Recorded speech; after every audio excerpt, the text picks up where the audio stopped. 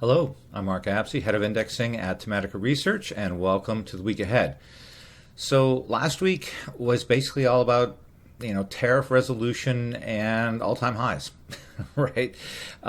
We saw both, or at least we saw announcements on tariffs, and then markets responded. Now, it's kind of interesting, but it almost, at this point, doesn't even really matter what these supposed deals are about, because the markets are just saying, can we just please have something that we can be confident in, and give us some measure of certainty about something.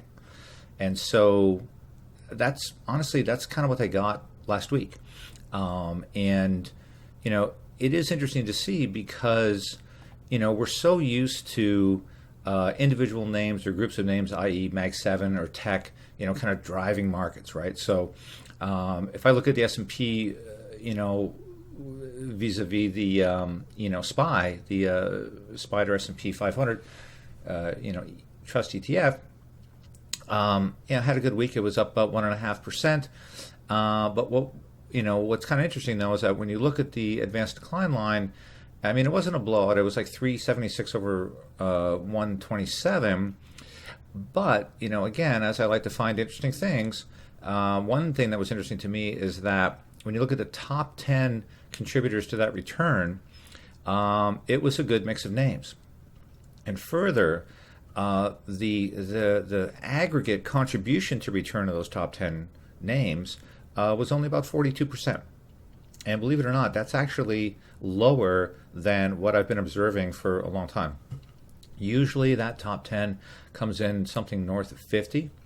Times when you have big moves in some of the Mag 7 or all the Mag 7, that number can get to be 80, 110, 120, even higher, right?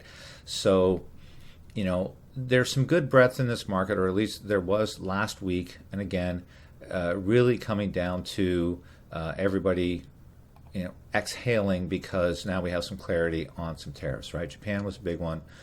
But even then, we had Japan, and that was announced. And then it was almost, I don't know, maybe 2 or 3 days later where there were some stories that came out to say, well, the 550 billion really was 500. The deal isn't really papered yet. It's just stuff that we've talked about. So there's still some lingering uncertainty about that. So, again, we'll see what happens there. Clearly, Sunday's announcement about the EU deal, is big news as well, and again provides that much needed certainty, right? Because this year so far has just been, keep them on their toes and keep them on their toes, and so we're starting to see now, okay, here are some agreements that are starting to be solidified. And of course, that's always helpful too, because what's on Friday? August 1st, right? Which is that drop dead deadline that everything's going to be wrapped up and everybody, we're all going to be settled, right? So as these deals get made, it kind of takes a little bit of the pressure off. Again, uncertainty about, well, what does happen on Friday? Is Friday another, taco situation, or is it something else? So, again, market's happy that they are seeing some progress on some of these agreements, even though at the end of the day, like a 15%, mutual tariff deal with Europe, okay, that's a deal, I guess, for some, but it's still a 15% increase in everything we get from Europe, which is a lot. So, markets are happy that there is some, or rather that there is less uncertainty, but, we'll let them kind of be happy with that, and we'll probably see, kind of some nice rallies and other all-time highs this week. Just looking at futures, I think NASDAQ Composite's up about 24 bips as I am recording this. I think Dow's flat, and last I saw, minis were up maybe 5 bips or so.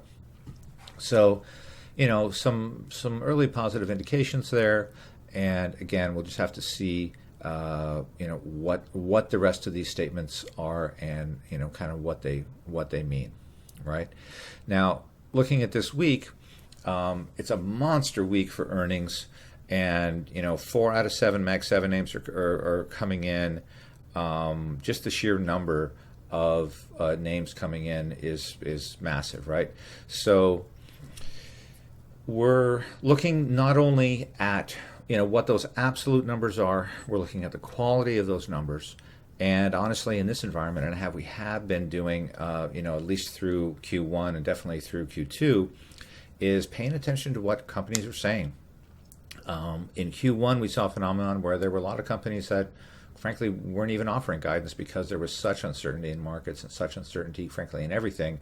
I just said, no, we're not going to do it. It doesn't make sense to do it. There were some companies that offered kind of conditional forward guidance. I think NVIDIA did that, where they gave 2 or 3 different versions of guidance. That didn't really seem to get picked up as a strategy for companies. At least we haven't seen a lot of that so far in this cycle. But it is interesting to see that a number of companies that declined to provide guidance in Q1 are starting to warm up a little to that in Q2. And indeed, with the Japan deal settled, or at least the framework of that deal settled, we now have a framework of a deal with EU. That's going to calm everyone's nerves, a lot this coming week, and hopefully that translates into companies getting comfortable with providing guidance again, right?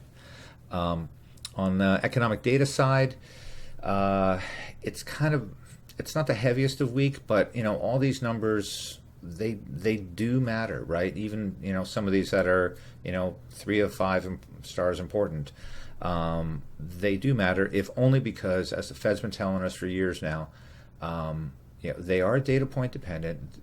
Sorry, they are data dependent, but they are not data point dependent. So there's not like there's one number that's going to come out and Chair Powell's going to sit up straight and say, "Oh my God, we need to cut or raise rates." It is that pattern. They're looking for those established patterns. They're looking to kind of go with the flow, right? Powell has said, we have adequate tools to address kind of over and undershooting the economy, right? What they don't want to do is potentially initiate some action which is going to cause something that runs out of their control. Okay? And in fact, I think honestly the only time that I can think of a Fed really being kind of preemptive, and I don't even know if that would classify as being preemptive because we were already in such a high inflationary state then, but Volcker, basically jacking rates up to 18-19%, that wasn't even really preemptive. That was just in reaction. It was a strong reaction, but it was still reactionary to the environment. So for a lot of those folks that are saying, "Oh, we need to get ahead of this, we need to cut rates, we need to do this, we need to do that," that's not really what the Fed does. And I'm not going to get into a conversation about what they should be doing or their purpose or whatever. But that's not their observed behavior, and as they've stated, that's not what they want to do. The tools that they have allow them to kind of address environments as they appear, and so that's what they're doing right now. In terms of other numbers, consumer confidence, it's coming out. It's expected to tick a little higher, 95.5 versus the previous 93 number. Basically, in this year's consumer confidence troughed like in April around 85 and a half. So we've been seeing that number tick up, and consumer confidence starting to come back. Inventories are expected to basically have zero growth, which maybe doesn't sound the best, but when you consider that we started the year with January inventories up about 0.8%, and we've been seeing that number decline every month this year, so far, assuming that the 0% stays, we would have troughed, in June, down about a third of a percentage point. And again, this all ties back to tariffs, uncertainty around tariffs. We saw a lot of buying ahead of the, it's ahead of the imposition of tariffs. Some of those tariffs have started to happen, right? So companies are making those decisions. Again, this uncertainty comes into it a lot as well. So as we get more clarity, the next step is, okay, with these tariffs in place, with these added input costs, I guess not really input costs, but kind of wholesale costs, right? How are these guys forecasting demand, and how are they thinking that it's going to affect demand? What, if any, ability do companies have to absorb some of this cost internally versus passing the entirety of it on to their clients? All those kinds of things, right? And that's really what I think a lot of these companies are wrestling with right now, and what we're looking for in these earnings calls, right? As we do get more certainty about the tariff situation, the next step is, okay, so what are you companies going to do about it? Is this going to be a straight on pass through? Are you going to absorb some of it, all of it? What does that do to earnings? If you do pass it through, what does that do to your anticipated customer demand? How elastic or inelastic are your goods or services? And there will be some folks out there, some companies out there that can legitimately just pass it on because they're completely inelastic. And it doesn't really affect them because they know that, for whatever reason, customers are going to buy their stuff, whether it's goods or services. So, price point, on a 10 or 15%, increase, is not necessarily going to kill their business.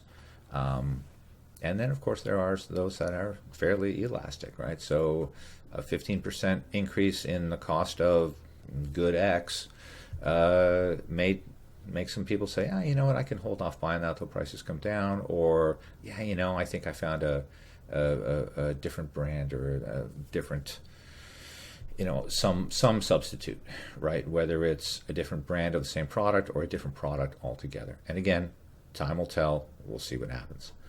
Toward the end of the week, we're going to get back into employment, unemployment rates. Estimated 4.2% on Friday. I think that's a tick up a little, maybe 10 bips. I think the previous number was 4.1. One of the things that I always find interesting is to kind of look in all the other figures that come out of there. One that kind of caught my eye a little was the participation rate. And it's interesting because while we did recover pretty strongly from COVID, one of the things I noticed is that the pre-COVID numbers on participation rate are generally slightly higher than the post-COVID, right? So we've been kind of hovering around kind of a 62.5-ish, 62.6-ish percent participation rate. Pre-COVID, that's more like a 62.8, 62.9% number. And again, it's not wildly different. It's not like we were at 80% and we're at 60% now. But it does make a difference, right? Those kind of 40 or so basis points.